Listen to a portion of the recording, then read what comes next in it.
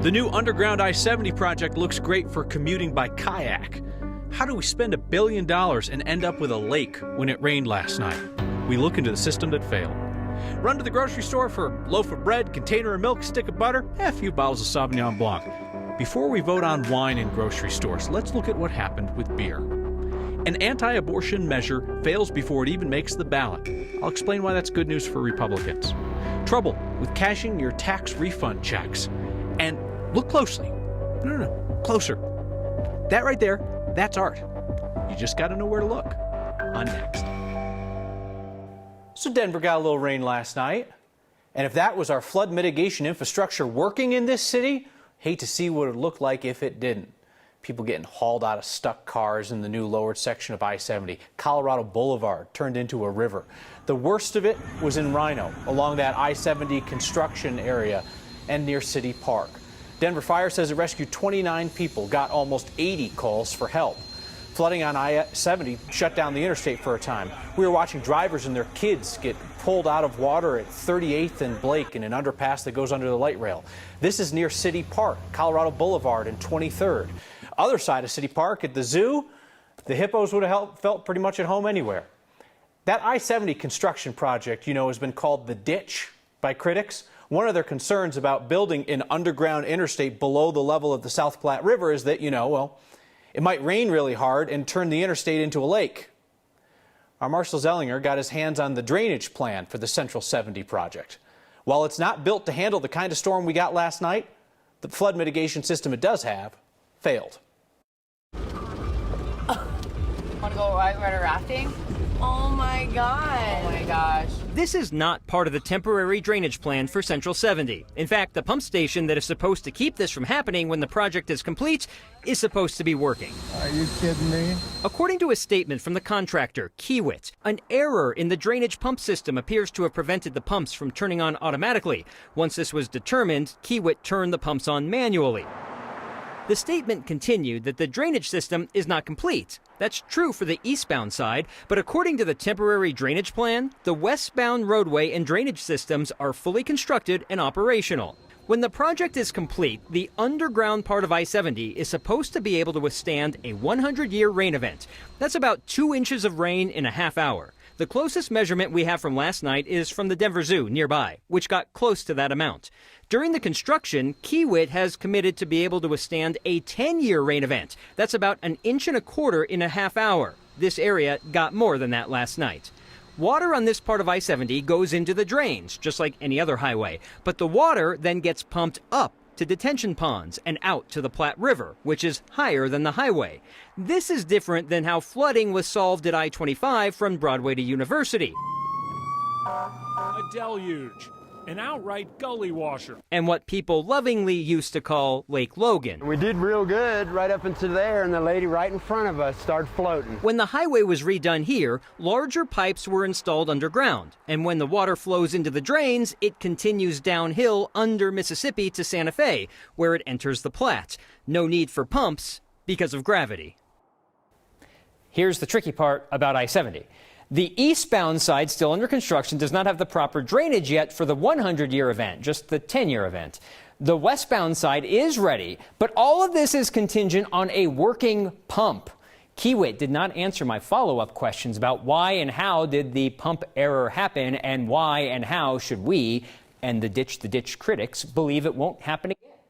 For the time being, Marshall, every time it rains, Kiewit needs to send Bruce down there to flip the pump on. That's what we've learned. So there are people that hated this highway project from the start. This was one of their concerns. So is what we saw last night validation, or is it just a switch? It depends, because once it's all done, it should handle about the amount of rain we had last night. Maybe last night's rain was a bit too much for the system, but the pump, if it automatically works, it's supposed to suck the water from the drains up and out. So once it goes through the drain just needs room. And that's what the pump's for. And if the drain has no room, that's what we saw last night. Between that and that situation over on 38th, I mean, we're all kind of joking around about it today, like, wow, that was wild, but we were so close to something truly tragic happening, especially there underneath those heavy rail tracks. All right, Marshall, thank you. Our next question tonight. How is climate change affecting how we assess these 50 or 100-year floods and storms? I'm guessing you've heard the term 50 or 100-year flood event. That does not mean that it's only going to happen once every 50 years or once in a century. It means that there's, say, a 1 in 100 chance of a 100-year storm happening each year. We know that storms are getting more intense and frequent because of climate change. Russ Schumacher, Colorado state climatologist, tells us that climate change is redefining those 50 and 100-year markers, mostly in other parts of the country. In, for example, the Midwest or the northeastern United States, there's already a very clear signal that the heaviest rain events are getting heavier. We actually haven't seen that so much in the West. So the statistics here, in Colorado and the Southwest haven't changed quite as much in recent years. I think partly because we've been in drought. As the climate changes, I think there will be a need for more concerted, effort and more research into these sorts of things to hopefully get those numbers right. Those numbers matter because engineers and city planners rely on those metrics to design their work. We should say, flooding in Colorado this time of year obviously is not unheard of. Schumacher pointed out monsoons in late July, early August. That was what was behind the big Thompson flood in 1976, as well as that really bad 1997 flood up in Fort Collins. There may be wine on your ballot in November, and not if you knock over your glass. The Secretary of State's office is counting signatures on a petition that would ask voters if grocery stores should be able to sell wine. You know who doesn't like this idea? People who sell wine right now. Our Steve Stager looks at what we learned last time we loosened up booze laws. They're going to price us out of a lot of things. Lisa Von Felt has every reason to weigh in on the proposal that would allow grocery stores to sell wine. She's a wine seller. It's literally the name of her family-owned liquor store. I think it's greedy for the big guys to do that. The big guys she's talking about are the grocery stores, who just 3 years ago were able to start selling full-strength beer. At the time, liquor stores argued small stores would be forced to close their doors. Yet, according to the Colorado Department of Revenue, the state still has just about the same number of liquor stores as it did before the beer rules changed. 1,600 in 2017, 1,592 in 2021. The association that represents liquor stores tells us sales did drop for liquor stores that year, down 30% in 2019, but they went bonkers again when we all got thirsty during the pandemic. Owners like Lisa also learned to adapt. We stopped carrying every package of Budweiser, Coors, Miller Lite, and started carrying a lot more craft beers. She says you can't pivot like that with rosé. That's not really an option with wine. We can't sell craft wine. It's wine. The argument for is that having wine available at the grocery store creates convenience for people. Convenience, liquor stores say, comes at a cost. That's a considerable portion of our business. When that goes away, then we have to rethink how our business plan is. You'll see all of the little mom and pop stores fading out of existence.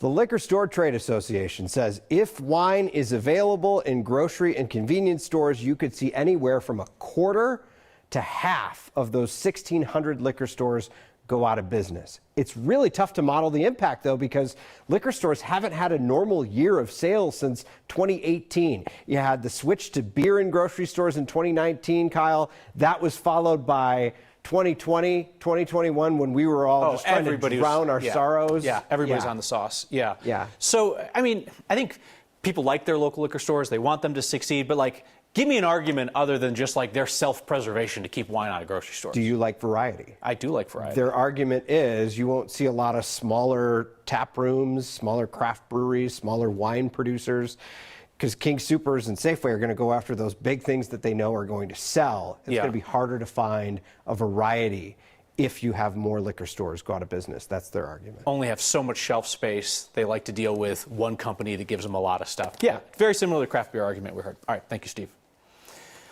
A total abortion ban will not be on the ballot in November, and that is actually a huge win for Republicans, even those who want to restrict abortion. Let me explain. So ballot measures to restrict abortion are continually failing in Colorado, like 4 times in the last 12 years. So a total ban on abortion would almost certainly fail if it's put to voters. But it would have brought out a ton of voters who want to protect abortion access. And they'd also be voting against Republican candidates, the same Republican candidates who are really hoping to ride lower voter turnout in this midterm to some wins. And every single Republican candidate on the ballot in November would have been asked whether they support the total abortion ban on the ballot. It's not going to be there. Organizers at Colorado Life Initiative didn't even turn in the signatures that they collected, and they wouldn't tell us how many they had. They did tell me that they did not drop this effort at the request of Republicans, like the Colorado Republican Party or the Republican campaigns for governor and Senate. All of them, no doubt, are quite relieved it's been dropped.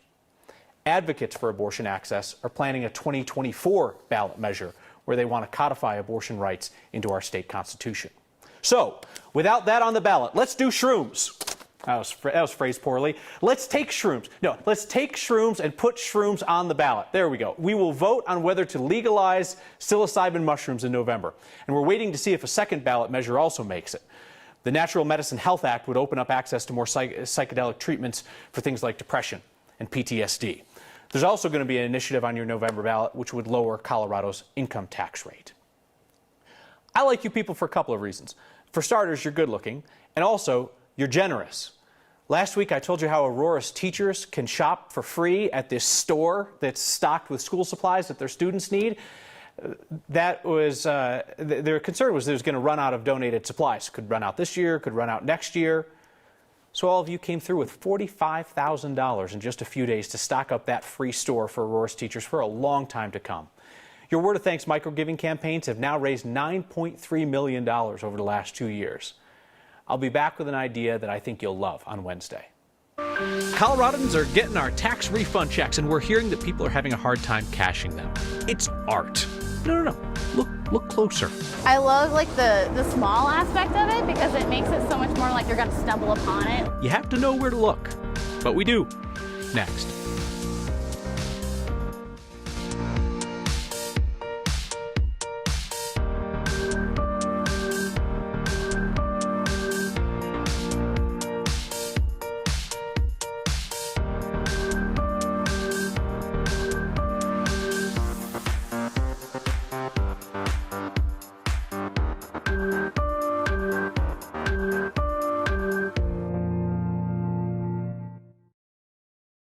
Coloradans are starting to see refund checks in the mail for the Taxpayer Bill of Rights refunds, and we are hearing that some of you are having trouble getting those checks cashed. Walmart, in particular, viewers have said that some locations won't take the checks, even with the state treasurer's signature on them. That's no good. State Department of Revenue says there's no widespread issue they know of with cashing the checks. They say the decision on cashing any check of any kind is up to individual businesses. So far, the state says that Coloradans have cashed more than 50,000 of the checks. Like many a teenager who's gotten in trouble with his parents, John Eastman is fighting to get his cell phone back. But John Eastman is not a teenager. He's a full-grown man, a former CU visiting professor who lost his cell phone privileges for plotting the overthrow of American democracy. The DOJ seized Eastman's phone as part of its investigation into key figures of the January 6th insurrection. Eastman is now suing to get his phone back. He claims FBI agents did not show him the warrant when they seized his phone.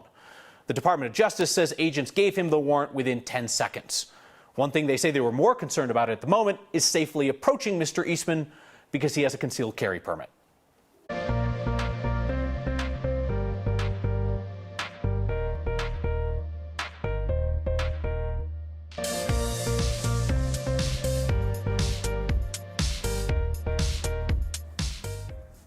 How about those tunes, huh? Hey, we have some beautiful conditions across downtown Denver. We have plenty of blue sky. Oh my gosh, I'm see-through. This is crazy. As we look at HD Doppler 9, you'll notice that we have just one isolated cell out there into Weld County, potentially bringing us some small hail in and around Grover. Otherwise, we're looking at a really dry rest of our evening and into the rest of the work week to come. In fact, temperatures are warming back into the 90s, and that monsoon flow will be cut off and essentially be impacting parts of the desert Southwest through parts of Nevada and up to Oregon too.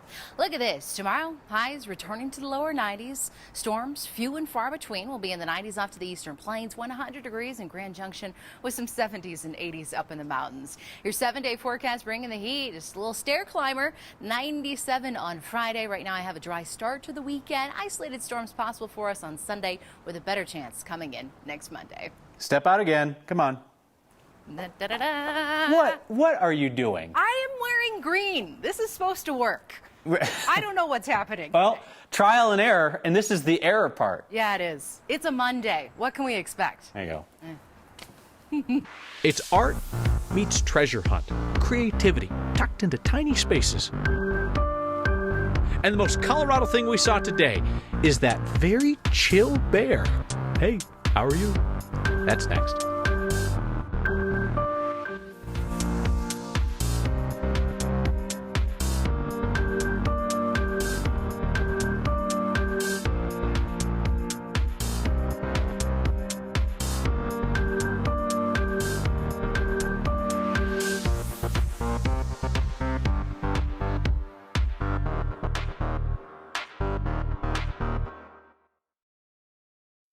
Golden is home to 14 new pieces of public art. You didn't notice even if you were there. No wonder. Our photojournalist Brian Windland truly gives us an up-close look. Look around in downtown Golden and you're sure to spot some public art. But for the city's newest project, it's the Itty Bitty Art Tour. You may need to look twice to see it. 14 itty bitty pieces of art scattered along Washington Ave and the Clear Creek Trail. This is my piece, Fly Away. It's I was inspired by bees mainly because I do a lot of like nature-based work. I did this little alien guy, just trying to make use of all the sprinkler heads and weird, water distribution faucets. I did this cowboy compy because dinosaurs and cowboys are hilarious, and I like to make people smile. And I added my little bison and a couple of trees, and it's my golden herd. The chair of the city's Public Art Commission says they've been on a bit of a hiatus and got this project together to give people art with a sense of discovery. Citizens really love it. Tourists really love it. It's been a really successful, fun project. I love like the small aspect of it because it makes it so much more like you're going to stumble upon it. The whole experience of it being a treasure hunt, I think, just adds a whole different dimension to this project. If you want to know exactly where each piece is, there's a map on the city's website, or you could just wander into a hidden mosaic or a pipe turned into a waterfall. I love public art being available. I think it's really important that art not be exclusive, but that it be available for people to come and see and experience. For Next, I'm Brian Wendland. You can learn about the artists behind the project and a map to all 14 art pieces in this article on 9news.com. We're back with the most ridiculously casual wildlife photograph you'll ever see, and your feedback next. The most Colorado thing we saw today is a bear looking like he's in the opening credits of a 90s sitcom. Every character spins around and is all like, hey. Parks and Wildlife volunteer Joe Orgel spotted this extremely chill bear at Waterton Canyon in Douglas County, long distance shot across the South Platte River. All I can think about is that joke about what bears do in the woods. That poor bear is probably just trying to take a leak, and he hears paparazzi snapping behind him. And it's like, hey man, can we be cool here? If you see something that says Colorado to you, email next at 9news.com or give us a shout on Twitter with the hashtag HeyNext. Rob writes in tonight, been a stormwater engineer in Colorado for 30 years. Thought you guys did a good job covering the floods. I look forward to more follow-up stories because we'll see more and more severe weather, I fear. And Christy says that Danielle's transparent forecast was the highlight of her day. Mine too. See you next time.